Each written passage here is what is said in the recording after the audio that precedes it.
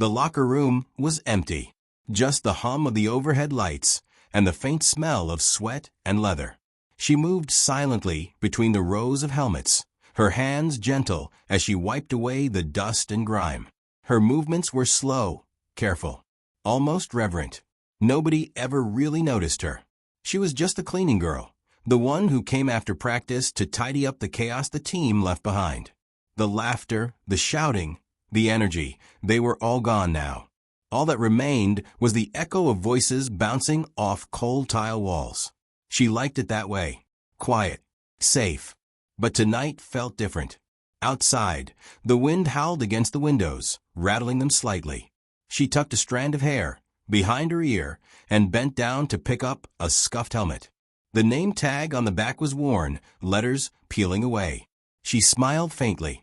She'd memorized them all, even though nobody ever asked her name. As she worked, she hummed softly, a tune no one else knew. Her hands moved quickly, wiping away mud, sweat, and streaks of grass stains. This was her rhythm, her little world. Until it happened. A clink. She froze. The sound was small, metallic, sharp against the quiet. Her breath caught in her throat. She turned her head slowly. There, on the tile floor, something gleamed. A medal. She stared at it, confused. She hadn't brought it here. She never carried anything valuable. Her bag was simple, just rags, sprays, and a water bottle. So why? Her hand trembled as she picked it up. The weight of it was heavy, cold. The ribbon attached was torn and frayed, like it had seen more than one lifetime. Her fingers traced the engraved letters. And suddenly, the locker room felt colder. She didn't notice the footsteps. Didn't hear the door creak open. "Where'd you get that?" The voice was deep. Startled, she spun around. A tall man stood in the doorway, his brow furrowed, eyes narrowing at the medal in her hand. Her heart pounded. She fumbled for words, but nothing came out. The medal felt heavier now, as if it didn't want to be explained. "Answer me," he said, stepping closer. She swallowed hard, clutching it tight. I don't know. It just..." But the look in his eyes stopped her. He wasn't angry. He was shocked, like he'd seen a ghost. The air between them grew tense, silent. The sound of her heartbeat filled her ears. Then, as if pulled by some invisible force, he reached for the medal. But she instinctively stepped back, clutching it to her chest. "Please," he whispered, voice cracking. That's not supposed to exist anymore." She blinked at him. "What do you mean?" He didn't answer. His hands were shaking. She had no idea that this small object, this cold, forgotten piece of metal, was about to unravel everything. That was the first time someone truly looked at her. Not as the quiet cleaning girl, but as someone holding a secret the world thought was gone. She didn't know it yet, but this medal would drag her into a story bigger than she'd ever imagined. And in that quiet locker room, under flickering lights, her life began to change. The man's hand hovered in the air, fingers trembling. He wasn't looking at her anymore. He was staring at the medal like it was a ghost from his past. She tightened her grip on it, her pulse thundering in her ears. I swear I didn't take it," she whispered. Her voice was so soft, it barely carried through the locker room. The man blinked, finally meeting her eyes. For a moment, he just stared, as if he was trying to read her soul. "No one should even have this," he muttered, his voice cracking. "Not anymore." The girl stepped back, pressing herself against the row of lockers. She wasn't used to confrontation. Most days, no one even noticed her. She came, she cleaned, she left. That was it. Now this stranger was looking at her like she held a piece of his heart in her hands. "Please, tell me where you found it," he said again, softer this time. She hesitated. It just fell out of my bag. I don't know how." He took a sharp breath. "Your bag? Then that means..." Suddenly, the sound of voices echoed from the hallway outside. Loud, boisterous laughter. The team was done showering. The man stiffened, glancing at the door. "Not here. Not now." His voice was firm, commanding. She clutched the metal tighter, her palms slick with sweat. "What's going on?" He shook his head. "If anyone else sees that, you won't be safe."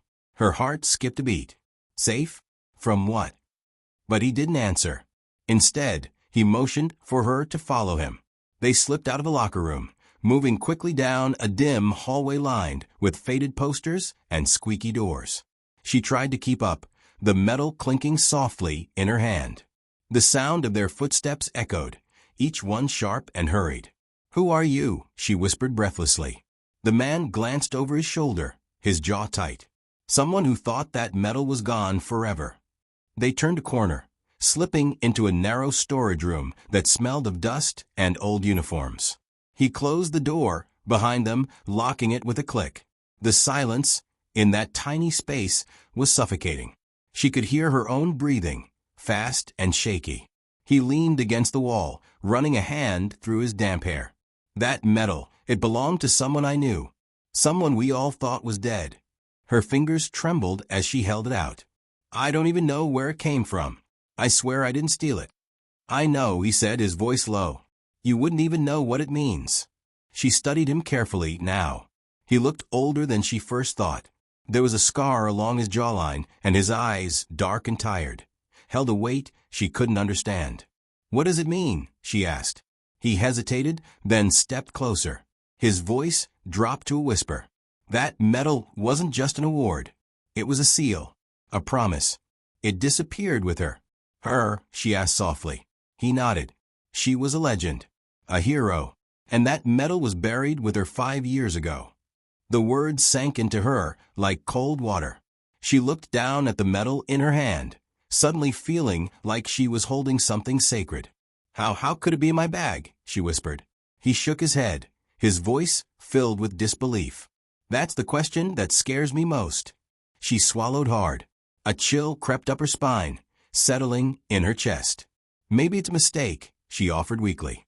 "Maybe someone—" "No," he cut her off. "This isn't a mistake. It's a message." The tension in the room was heavy. She didn't know this man, didn't know the woman he spoke of, but something about the way he looked at her made her feel important. Important in a way she'd never felt before. And terrified. Suddenly, a loud bang echoed down the hallway. Both of them froze. "Who's in there?" a voice called. He cursed under his breath, motioning for her to stay quiet. The doorknob rattled. "Open up." She pressed her back against the wall, clutching the metal so tightly it dug into her palm. Her breath came out in shaky whispers. He leaned close to her ear. "Listen to me. Whatever happens, don't tell anyone about that metal. Understand?" She nodded, unable to speak. The banging grew louder. Voices filled the hallway. And then, the lights flickered. A chill ran through the room as the man stepped forward, putting himself between her and the door. "Stay behind me," he murmured. Her heart was pounding so hard it hurt. She didn't know who was outside that door. She didn't know why this metal mattered so much. But in that tiny storage room, as the door shook violently, she knew one thing for sure. Her life would never be quiet again. The pounding on the door grew louder. Each thud rattled through the small storage room, making her jump. "Open up," a voice barked from outside. The man, still standing between her and the door, stayed silent. His stance was steady, protective, but his clenched jaw and tense shoulders betrayed the storm inside him. She clutched the metal tighter, her fingers trembling. The cool metal seemed to hum in her palm, as if it carried a pulse of its own. "Why are they after us?" she whispered, her voice barely audible. "Because of what you're holding," he said softly, glancing back at her. "They can't know it exists." The knob rattled violently. Then a pause. Silence. Her breath caught. "They're not leaving," he murmured. "Stay close." Without warning, he grabbed her hand and pulled her toward the back of the room. She stumbled after him, heart hammering in her chest. He pushed aside a rack of dusty uniforms, revealing a small metal door hidden behind boxes. He yanked it open. A narrow, dark tunnel stretched beyond. "Go," he ordered. She hesitated. "What is this?" "Maintenance passage. Old building. Few people even know it's here," he whispered urgently. "Move." She ducked into the darkness, clutching her bag and the metal as she crawled forward. The tunnel was cramped, smelling of rust and mildew. Her knees scraped against the rough floor as she crawled, her breaths quick and shallow. Behind her, he followed, closing the metal door just as the storage room door burst open. Voices filled the space they'd just left. She was here, one of the men outside said. Find her. Her stomach twisted. The tunnel was pitch black except for the faint glow of his phone flashlight. The narrow beam illuminated dust swirling in the air, casting strange shadows on the pipes that lined the walls. She crawled faster. The metal clinked softly in her hand with every movement. It felt like it weighed 10 pounds now. Why are they looking for this? She whispered over her shoulder. He didn't answer at first. His breathing was steady, controlled. Finally, he said, because it proves she's alive. The words sent a chill through her. She? The woman you said was buried. He nodded grimly. Buried, or so they claimed. She was a ghost to the rest of the world. But if that metal is here, it means she isn't. She stopped crawling, turning to face him. And that's a bad thing? He held her gaze, his eyes shadowed. For people like them? It's the worst thing that could happen. The tunnel sloped downward, forcing them to move slower. Pipes hissed softly overhead, and water dripped somewhere in the darkness. Every sound echoed, amplifying her fear. She clutched the metal to her chest. Why me? She whispered. Why would I have this? I don't know, he admitted. But someone wanted you to find it. Someone wanted me to know. Her chest tightened. She wasn't used to being important. She wasn't used to mattering. And now, it felt like her life was tangled in a story she didn't understand. Finally, the tunnel opened into a dimly lit basement. It smelled of oil and old wood. He helped her up, his grip steady and strong. Stay close, he said again. Where are we going? She asked, her voice shaky. To someone who can help us, he replied. Someone who'll know what this means. She hesitated. Can we trust them? He gave a bitter smile. We don't have a choice.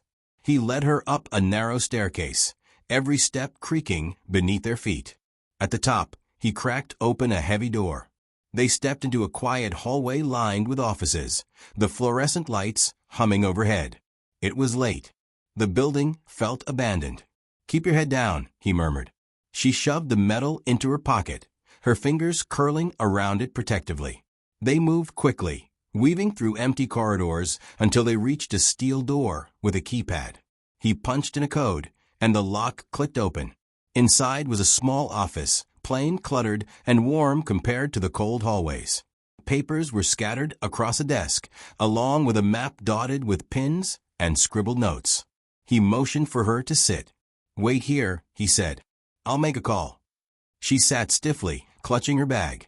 Her eyes scanned the office, taking in the shelves lined with books and dusty folders. She could feel her pulse in her fingertips.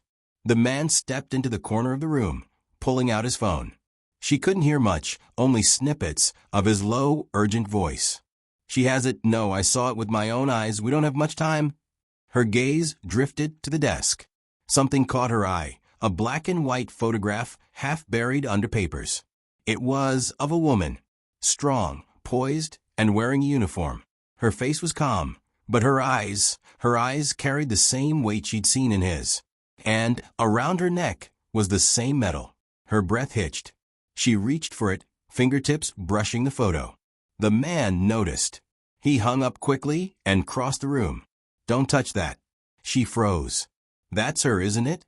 His jaw tightened. He didn't answer, but the look in his eyes was enough. Who was she? She asked softly.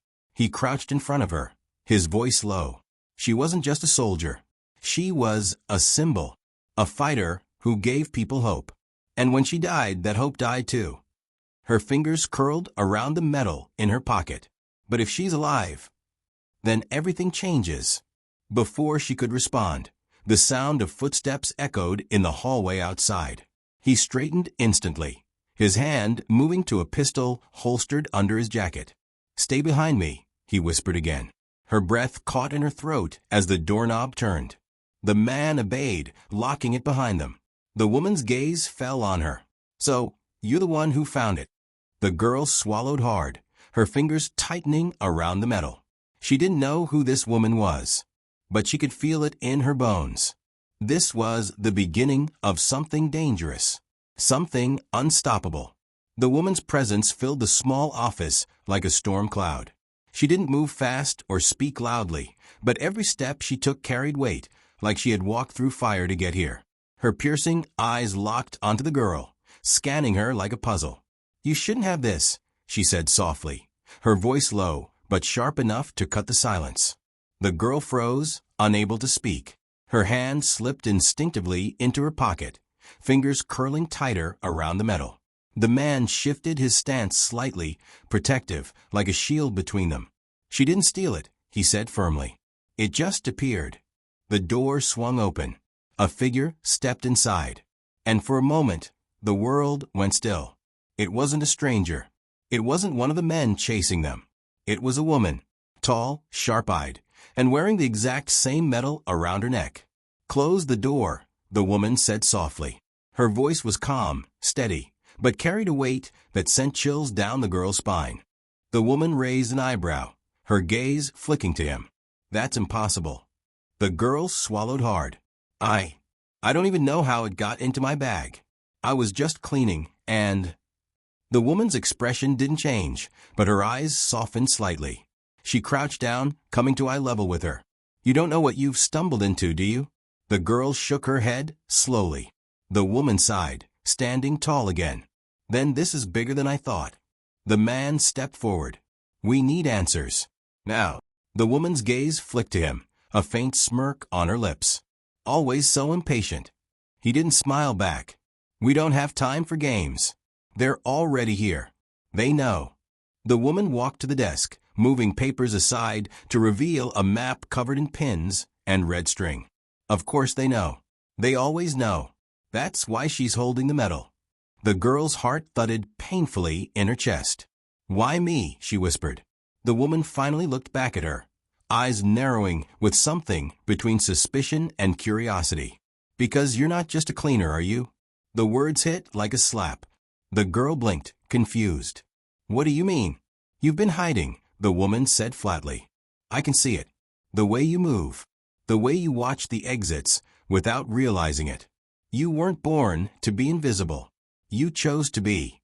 The girl's throat tightened. She didn't know how to answer that because it was true. She had chosen invisibility. It was safer that way. The man glanced between them. "She's not one of us." "Maybe not," the woman replied. "But someone wanted her to have this medal. Someone trusted her to carry it."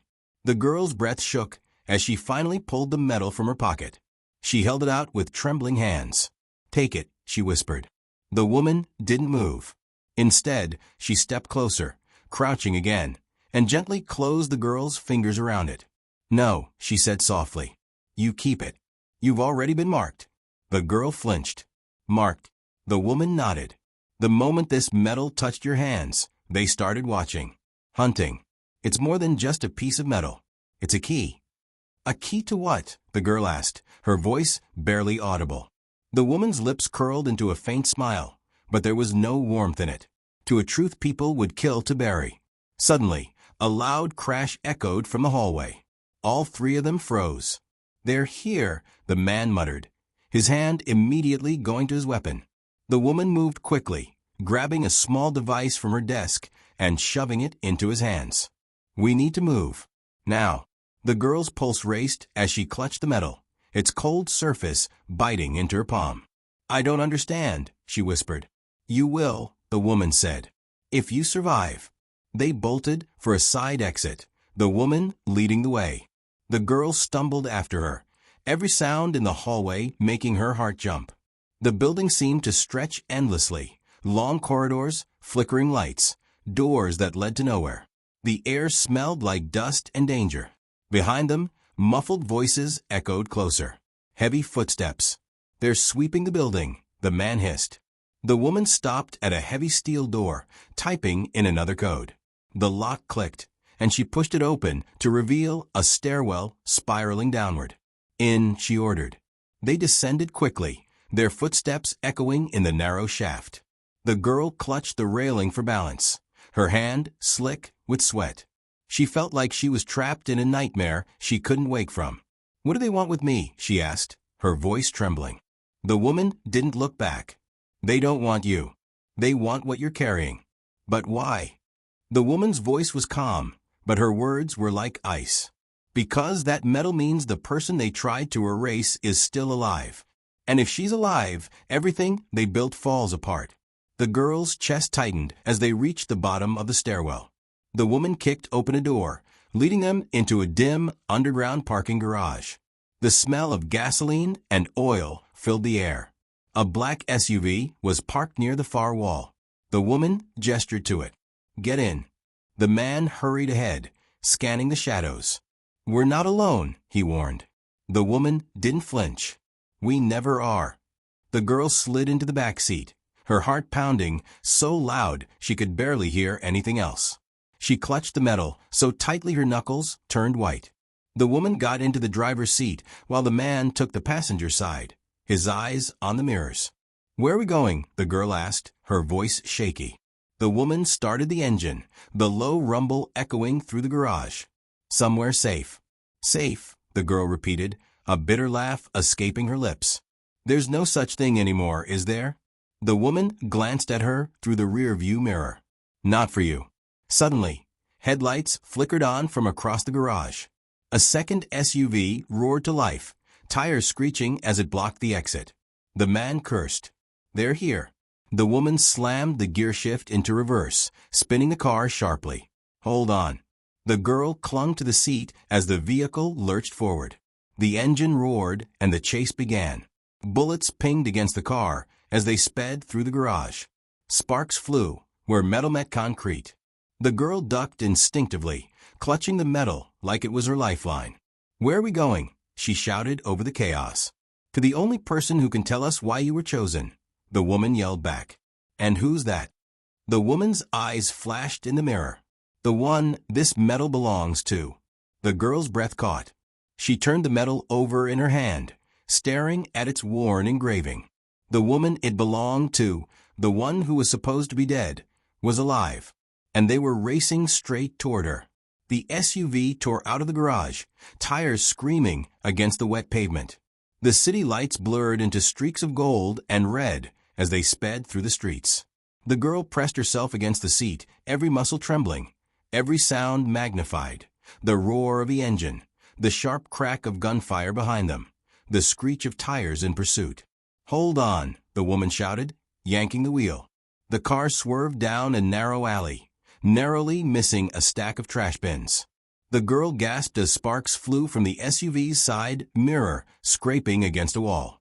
Her knuckles were white as she clutched the metal, the cold metal digging into her palm. "Who are these people?" she cried. The man glanced back at her, his jaw tight. "People who don't want the truth out." "What truth?" she demanded, tears stinging her eyes. The woman didn't answer. She just drove faster. Finally, after what felt like an eternity, the gunfire faded. The streets grew quieter. The SUV slowed, weaving through empty industrial roads, until they reached an abandoned warehouse at the edge of the city. "Out," the woman ordered. The girl stumbled out of the car, her legs shaky. The building loomed over them, its windows boarded up, its rusted doors barely hanging on their hinges. "This is where she is," the girl whispered, her voice trembling. The woman nodded. "She's been waiting for you." They slipped inside through a side entrance. The warehouse was dim, lit only by scattered lanterns. Dust floated in the air like tiny stars. The smell of oil, rust, and damp would fill the space. Every sound seemed amplified, the creak of the floorboards under their boots, the distant drip of water echoing through the cavernous building. The woman led them through winding corridors until they reached a heavy metal door. She paused, glancing at the girl. "Keep that metal close," she said softly. The girl swallowed hard and nodded. The door groaned open. Inside, the air was cooler, heavier. A single light flickered overhead, casting long shadows. And there she was, the woman from the photograph, the legend, the ghost. She stood tall, her frame lean but strong, her presence commanding. Her hair was streaked with gray now, but her eyes, those sharp, steady eyes, were the same as in the photo. Around her neck hung an identical medal, glinting faintly in the dim light. For a long moment, no one spoke. The girl felt frozen, breathless, as those piercing eyes studied her. "You brought it," the woman said finally, her voice calm but deep, carrying authority. The girl hesitated, then held out the medal with trembling hands. The woman stepped closer, her expression softening as she took it. She turned it over in her hands, running her thumb along its worn edges like greeting an old friend. "You kept it safe," she murmured, "even when you didn't know what it meant." The girl's heart pounded. I don't understand. Why me? Why was this in my bag?" The woman's gaze met hers, steady and unyielding. "Because I needed someone invisible, someone no one would suspect. And you were perfect." The girl's breath caught. "You put it there?" The woman nodded. "The world thinks I'm dead. And for good reason. If they knew I was alive, they'd stop at nothing to finish the job." The girl's voice shook. "Why come back now? Why give this to me?" The woman's lips curved into a faint smile, but her eyes held a storm. "Because I can't stay in the shadows forever. The people who buried me are building something worse than anyone imagines. This medal, it's proof of what they've done, proof of who I am. And you're the only one they'd never suspect to carry it." Tears burned at the girl's eyes. She'd spent her life invisible, moving through the world like a shadow. And now she was standing at the center of something monumental. The man spoke up, his voice firm. "We need to move fast. They're onto us." The woman nodded. "They'll come. They always do." She turned to the girl. "You're not safe anymore. But you've already proven something tonight." The girl blinked, startled. "What? That you're stronger than you think." A sudden explosion rocked the building. The lights flickered, and the distant roar of engines filled the air. "They found us," the man growled, pulling his weapon. The woman didn't flinch. "Good. Let them come." She grabbed the girl's hand, pressing the metal back into her palm. "You need to leave. Now." The girl's heart raced.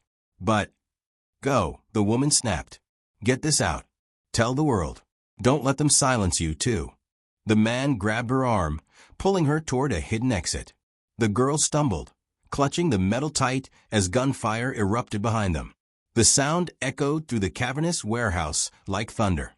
"Run," the man barked. Her lungs burned as they raced through a maze of corridors.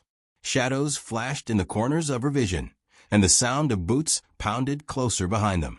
They burst out a side door into the cold night air. The city lights flickered in the distance.